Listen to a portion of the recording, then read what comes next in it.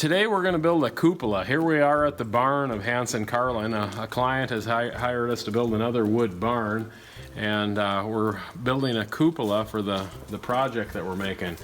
Our barn here we use to store some of our trucks and our sign. You can see that over here. And then we have lumber and things like that that we keep stocked up for our shop.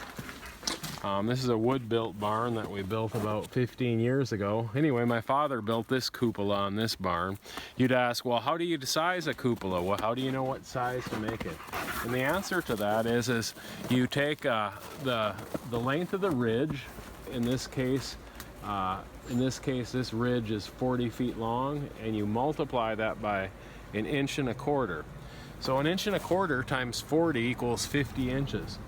On the cupola inside, you can buy the sign board. The plywood is at 48 inches.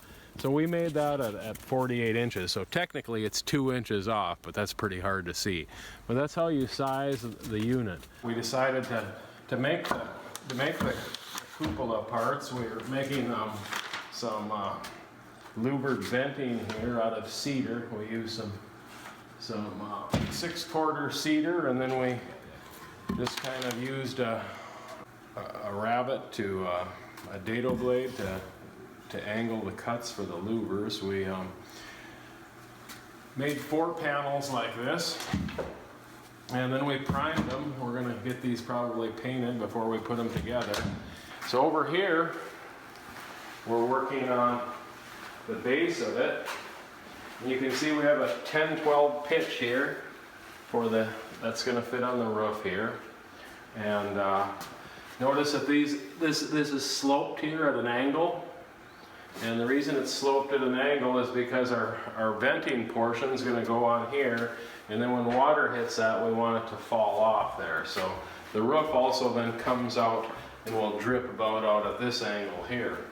This here is the frames that we made out of they're going to be the inside of the louvered vents, because cedar's it's not real structurally that great, and we have to move the thing up onto the roof. So as I said, this is going to be made in 3 pieces. We just use some 2x4. None of this will show, it'll all be on the inside of it. Cedar we're priming up to get ready to make the corner boards with. When you look at this here, you'll wonder, why did we do this way?